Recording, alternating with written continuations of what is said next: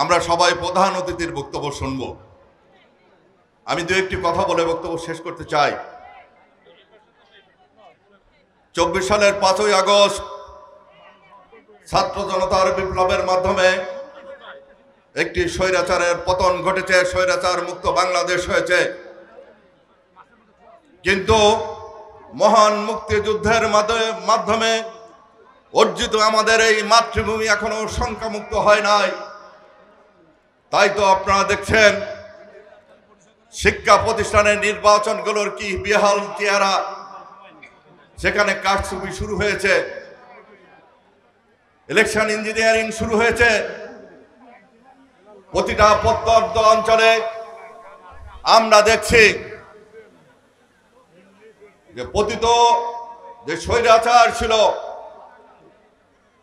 সেই স্বৈরাচারের দোসররা তারা ষড়যন্ত্র করছে, অন্য রাজনৈতিক দল ভিন্ন খেলায় মেতেছে।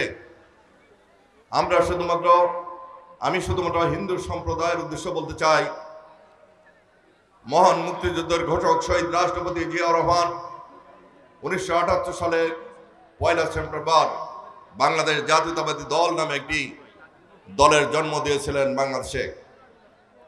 সে দলের প্রধান দর্শন ছিল বাংলাদেশী জাতীয়তাবাদ, অর্থাৎ এই ভূখণ্ডে যারা বসবাস করে সকলের অধিকার সমান। এখানে হিন্দু, মুসলিম, বৌদ্ধ, খ্রিস্টান কোনো পার্থক্য নাই। এখানে পাহাড়ি সমতলদের কোনো পার্থক্য নাই। এখানে পাহাড়িদের বা সমতলের কোনো পার্থক্য নাই। আমরা সকলেই সমান।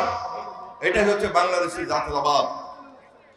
সর্বশেষ আপনারা শুনেছেন, অনেকেই পড়েছেন যে বিএনপির ভারপ্রাপ্ত চেয়ারম্যান জনাব তারেক রহমান এই ভঙ্গুর অর্থনীতিগ্রস্ত যে দেশ, যেখানে সাম্প্রদায়িক সম্প্রীতির মাঝে মাঝে ঘাটতি দেখা যায়, যেখানে আইন শৃঙ্খলার চরম অবনতি, এমন একটি ভঙ্গুর অর্থনীতির দেশকে আগামী দিনে উন্নত দেশ হিসাবে গড়ে তোলার জন্য রাষ্ট্র কাঠামো মেরামতের 31 দফা তিনি বাংলার মানুষের সামনে উপস্থাপন করেছেন।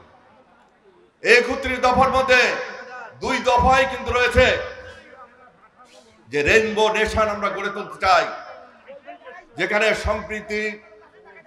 সম্পৃক্তমূলক রাষ্ট্র সত্তা থাকবে, যে সকল ধর্মের মানুষ তার ধর্ম স্বাধীনভাবে পালন করতে পারবে। অর্থাৎ বিএনপির বক্তব্য অত্যন্ত পরিষ্কার। আর একটা বিষয় যোগ করতে চাই, বিএনপির দলীয় একটা গঠনতন্ত্র আছে, সেই গঠনতন্ত্রে কিন্তু লেখা আছে ধর্মীয় মূল্যবোধে বিশ্বাস করি আমরা। অর্থাৎ এক্ষেত্রেও যে সকল ধর্মের মানুষরা স্বাধীনভাবে যে যার ধর্ম পালন করতে পারবে, কেউ কারো ধর্মের প্রতি আঘাত করবে না। অনেকে আজকে আপনাদের বন্ধু হিসাবে, ছদ্মবেশী মানুষ হিসাবে, মুখোশধারী রাজনৈতিক নেতৃত্ব হিসাবে আপনাদের সামনে হাজির হবে। সাবধান থাকুন তাদের থেকে। সর্বপ্রথম তাদের কাছে প্রশ্ন রাখবেন, আপনারা যে অসাম্প্রদায়িক এই রাজনৈতিক শাখা খুলেছেন, আপনাদের দলীয় গঠনতন্ত্রের নির্দিষ্ট একটি ধর্মের কথা লেখা আছে, কিন্তু বিএনপির দলীয় গঠনতন্ত্রে সেটা লেখা নাই। অতএব আপনার নিরাপত্তাহীনতায় ভুগবেন না। বিএনপি সকল সময় আপনাদের পাশে আছে, থাকবে ইনশাআল্লাহ।